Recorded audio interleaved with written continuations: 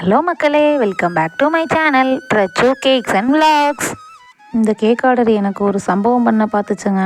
அப்படி என்னம்மா பண்ணுச்சுன்னு தானே கேட்குறீங்க, இருங்க சொல்கிறேன். எங்கள் ஊருக்கு பக்கத்தில் இருக்க ஒரு அண்ணா திடீர்னு காலங்காத்தால் ஒரு 7 மணி போல் வந்து, 7 மணியும் காலங்காத்தாலன்னு கேட்காதீங்க, எனக்கு 7 மணி காலங்காத்தால தான். அந்த அண்ணா வந்து, நான் உங்களை இன்ஸ்டாவில் தான் சிஸ்டர் பார்த்தேன், எனக்கு ஒரு 2 கிலோ வந்து சாக்லேட் ஃப்ளேவரில் கேக் செஞ்சு கொடுங்க அப்படின்னாங்க. நானும் தூக்கம் வச்சு தான் சரின்னு கேட்டுட்டேன். என்ன வேறு என்னென்ன எழுதணும்னு கேட்டேன். நேம் சொன்னாங்க, இந்த மாதிரி சொல்லிட்டு போயிட்டாங்க. அமௌண்ட்டு வாங்கலை நானும். அவங்களும் சரி வந்து வாங்குவாங்க அப்படின்னு நினச்சி நானும் விட்டுட்டேன். நான் பண்ணது ஆனால் தப்பு தான், இதை செய்யக்கூடாது தான். அம்மா சொன்னாங்க அப்போயே, அமௌண்ட்டை வாங்கிட்டு யாராக இருந்தாலும் கேக் பண்ணு, இந்த அண்ணான்னு இல்லை, யாராக இருந்தாலும் அமௌண்ட்டை வாங்கிட்டு கேக் பண்ணுன்னு சொல்லியிருக்காங்க. நான் தான் சரி இன்ஸ்டாகிராம்லேருந்து பார்த்துருக்காங்க, நம்மளை நம்பி அதெல்லாம் ஏமாற்ற மாட்டாங்க, நம்மளை நம்பி வந்திருக்காங்க. இன்னொன்று இருந்தாலும் நம்மக்கிட்ட வாங்கணுங்கிறது இல்லை, இன்ஸ்டாவில் பார்த்துட்டு எல்லோரும் தள்ளி விட்ற மாதிரி தள்ளி விட்டு கூட போகலாம்.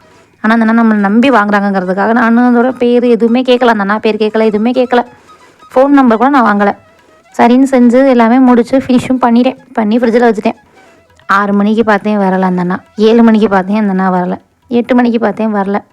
எங்கள் வீட்டில் எல்லோரும் என்ன சொல்லிட்டாங்க, இந்த கேக் அவ்வளோதான் உனக்கு போச்சு, பேசாமல் வா நம்மளே கட் பண்ணி சாப்பிட்ருவோம். எனக்கும் மனசு கேட்கலை, 2 கிலோ சாக்லேட் கேக் ஆகி போச்சு, ஐயோ இப்படி போயிருமே அப்படிங்கிறதுனால நானும் பேசாமல் விட்டுட்டேன். கடைசியில் அந்த அண்ணா 9:15 வந்தாக. யாரோ வண்டி நிப்பாட்டாங்க, நீங்கள் அம்மா சொன்னாங்க. நான் விடுங்கம்மா காலையில் இன்றைக்கி நைட்டு வரைக்கும் பார்ப்போம், இல்லைன்னா காலையில் கேட்க நம்மளே வெட்டி சாப்பிட்டோம்னு சொல்லிட்டேன். திடீர்னு அந்த அண்ணா காலையில் நைட்டுக்கு 9 மணிக்கு வந்து 9:15க்கு கதவை தட்டுறாங்க. நாங்கள் எல்லாம் உள்ளே இருந்தோமா, என்னண்ணா யார் அப்படின்னு கேட்டப்போ நான் கேக் கேட்டிருந்தேனேப்பா அப்படின்னாங்க. ஆமாம் நான் வாங்க அப்படின்னேன். அப்போ அதோட சொன்னாங்க, நான் இந்த மாதிரி வேலைக்கு போயிட்டேன்ப்பா, அதான் நேரம் ஆயிடுச்சு கேக் வெட்டுறதுக்கு, வாங்குறதுக்கு ஆள் இல்லை அப்படின்னாங்க.